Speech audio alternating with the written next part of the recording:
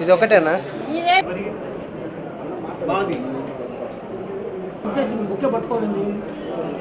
సాంస్కృతిక విభాగం తరపున ఒంగోలులో వాసన్న గారి ఆశీర్వాదంతో వారి సూచన మేరకు జిల్లా ఉపాధ్యక్షుడిగా పనితపు సుధాకరు, జిల్లా ప్రధాన కార్యదర్శిగా అన్న రావులపల్లి నాగేశ్వరరావు గారు, ప్రధాన కార్యదర్శిగా మరో ప్రధాన కార్యదర్శిగా హేమకుమార్ గారు ఏల్చూరి, అలాగే సంయుక్త కార్యదర్శులుగా పోతులూరి నిమ్మల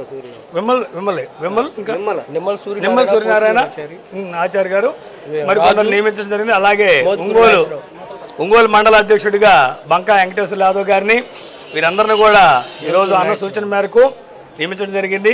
మేమందరం కూడా సాంస్కృతిక విభాగం తరపున రాబోయే ఒంగోలు అసెంబ్లీ నియోజకవర్గ ఎన్నికల్లో అన్న గెలుపు కోసం మంచి మెజార్టీతోటి గెలిచేదానికి ప్రతి గ్రామం కూడా తిరిగి పనిచేస్తాం.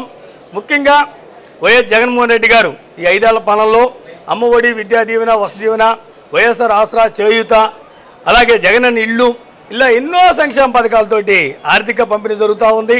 ప్రతి ఒక్క కుటుంబానికి సంక్షేమం జరుగుతూ ఉంది. అలాగే రామాయపట్నం పోర్టు కానీ ఇలా ఎన్నో అభివృద్ధి కార్యక్రమాలు జరుగుతూ ఉన్నాయి. మరి వీటన్నిటిని కూడా చిత్తు చేయడానికి, వీటన్నిటిని కూడా నీరు గార్చడానికి చంద్రబాబు నాయుడు గారు కుయుక్తులు పొందుతూ ఉన్నారు. గత ఎన్నికల్లో అబద్ధ హామీలతోటి గెలవడం జరిగింది. వీటన్నిటిని కూడా మేము తిప్పికొడతాం. అలాగే ఈ మధ్య పవన్ కళ్యాణ్ చంద్రబాబు నాయుడు జత కలిశాడు. మేము ఒక్కటే చెప్తా ఉన్నాం, గత ఎన్నికల్లో కూడా పవన్ కళ్యాణ్ ఇలాగే మద్దతు ఇచ్చి గెలిపించి ముఖ్యంగా బీసీలని ఇబ్బంది పెట్టినటువంటి ఘన చరిత్ర పవన్ కళ్యాణ్ది.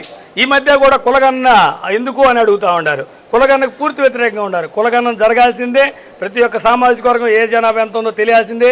ఇవన్నీ కూడా జగన్మోహన్ రెడ్డి గారు తెలుసుకొని ప్రతి సామాజిక వర్గానికి మేలు చేసేదానికి ఇదివరకే 56 కార్పొరేషన్లు ఏర్పాటు చేశారు. వీటన్నిటికీ కూడా నిధులు ఏర్పాటు చేసి రాబోయే ప్రభుత్వంలో అందరికి కూడా సంక్షేమ పథకాలు అందేదానికి కార్యక్రమం జరుగుతూ ఉంది. అలాగే ఈ నియోజకవర్గంలో వాసన్న గారు అన్ని అభివృద్ధి కార్యక్రమాలు 5 అర్బన్ హెల్త్ క్లినిక్లు, అలాగే 133 కేబుల్ అండర్ గ్రౌండ్ కానీ ప్రతి పని, అలాగే మనకి కొత్తపట్నం వెళ్ళే రోడ్లో బ్రిడ్జి కానీ సొంత డబ్బులతో కూడా అక్కడ 40 లక్షలు ఖర్చు పెట్టి ఏర్పాటు చేయడం జరిగింది. అలాగే ఈ రోజు కూడా అన్న కొన్ని కారణాలతో పెన్షన్ రాని వాళ్ళందరికీ కూడా 600 పెన్షన్లు సొంత డబ్బులతో ఇచ్చినటువంటి మహోన్నతమైన వ్యక్తిత్వం కలిగినటువంటి వ్యక్తి మన అన్న వాసన్న గారు. మరి ఈ మధ్య జనార్దను ఏదో అవాకులు చవాకులు ఏవో మాట్లాడుతూ ఉన్నాడు అభివృద్ధి అని. ఏంది మీ అభివృద్ధి? 2014-19లో ఈ నియోజకవర్గం నువ్వు ఎన్ని నిధులు తెచ్చావో, 2019 నుంచి 24 వరకు ఎన్ని నిధులు వచ్చాయో చూడండి ఒకసారి. అలాగే వాసన్న గారు 25,000 ఇళ్ల పట్టాలు ఎక్కడా లేదు ఈ రాష్ట్రంలో, ఏ నియోజకవర్గంలో, ఏ హెడ్ క్వార్టర్లో లేనంత మందికి 25,000 ఇళ్ల పట్టాలకి మన ఈ మధ్య జగన్ గారితో మాట్లాడి నిధులు మంజూరు చేయడం జరిగింది. త్వరితగతిన వేగంగా కూడా పనులు జరుగుతూ ఉండి ప్రతి ఒక్కరికి పట్టాలు ఇవ్వడం జరుగుతూ ఉంది. మరి ఇంత మంచి వ్యక్తి అందరు వ్యాపారస్తులను కూడా సౌమ్యంగా పనులు జరుగుతున్నటువంటి నియోజకవర్గం ఒంగోలు. నీ పీరియడ్లో ఏం జరిగింది? అక్కడ బండ్లమెట్లో ఉండ వ్యాపారాలు చేసుకుని గొట్టాలు చేసుకునే వాళ్ళని కూల్చేయటం, కొన్ని ఇళ్లు పడేయటం, ఇవి 5 మెన్ కమిటీ ఈ నగరంలో జన్మభూమి కమిటీలతోటి నువ్వు పర్సెంటేజ్తో దోచుకొని పాలన చేసిన చరిత్ర నీది. నువ్వు ఎవరికి అందుబాటులో ఉండవు. కరోనా టైంలో ఎక్కడుండవు జనార్దన్ నువ్వు?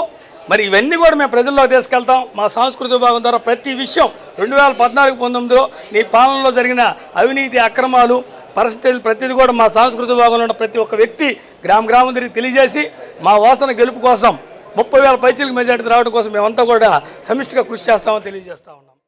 ఈ సాంస్కృతిక విభాగంలో ఒంగోలు మండల అధ్యక్షుడి పదవిగా నన్ను